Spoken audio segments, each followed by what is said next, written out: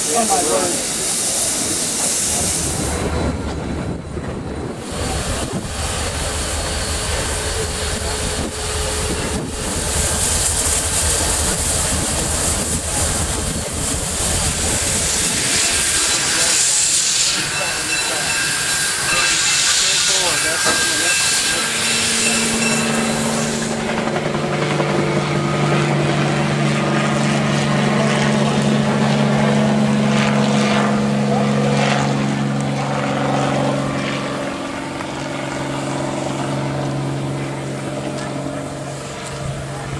Keep going, keep coming. Here, you can sit down here. You got a seat over there. Oh man. Everybody that's got a camera, come on in. Show you what they do.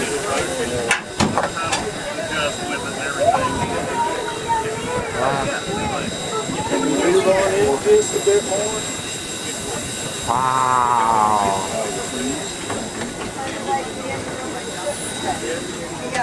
Everybody got a camera ready? Oh yeah. Yep. Wait a minute, one more. You got a camera?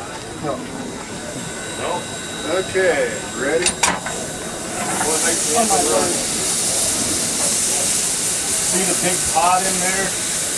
There's an auger that comes under the floor here that you can see right there. It brings the coal in and forces it up into that pot. Then those jets that you see blowing out distribute the coal out over the fire. Wow.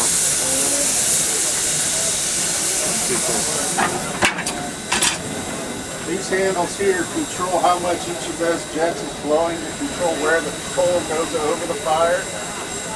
This handle controls how hard they blow. This handle controls the auger that brings the coal up into that pot to be blown out over the fire. This handle controls the amount of water that's being forced into the boiler to replace the steam that gets used by the engineer. These glasses here, you can see the water level. My job is to control all these things to meet the demand for steam that the engineer is developing by running the locomotive. That's why they call it the hot seat. They're trying to make it hot.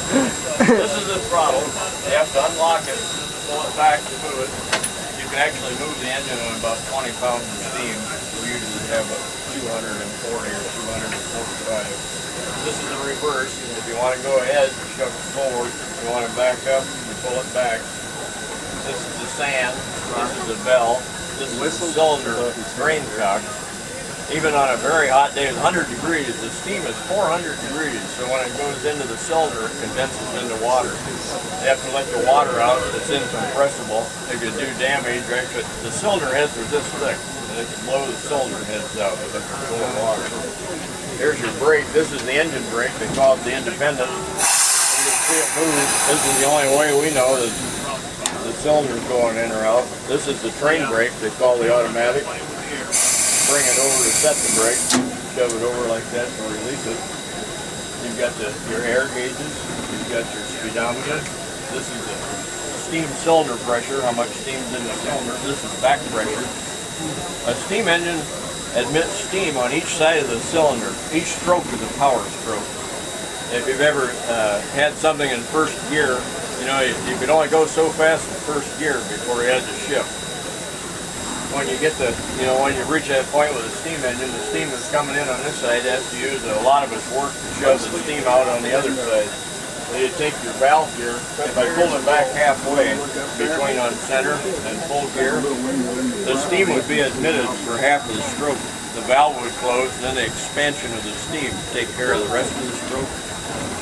I worked with New York Central, not when they had steam engines, but everybody I worked with did. They talked about running 100 miles an hour on a steam engine and said they had to reverse almost up on center. Used very little steam, had a lot of power. You know, they would, the locomotives, the 6000 series locomotives developed 6,000 horsepower. Wow. And it was 50 years before they could get a diesel to do that. Yeah. They don't like them all. This is probably the most important, some people think, control. This is the whistle. I think this is Kids are asking now. questions? Unfortunately, there's a whole page in the rule book of ways to blow the whistle for different, you know, contingencies. So what we're feeling is the stoker? What's that?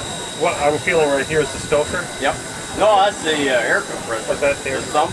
Yeah. You got an air compressor. When you get down, you have to take a look out on the front on the pilot. There's one on each side that weigh 2,000 pounds. Yeah. And they're out there. We were the fellows that worked the locomotives. We got paid on the weight of the drivers. They even allowed us 200 pounds for the crew of the locomotives, you know, for pay. That's why those are out on the front, get the weight off the drivers, so they didn't have to pay the crew that much. This is a fact. That's the way the railroads always did. Oh, yeah. You actually shovel this coal in there? I'm good.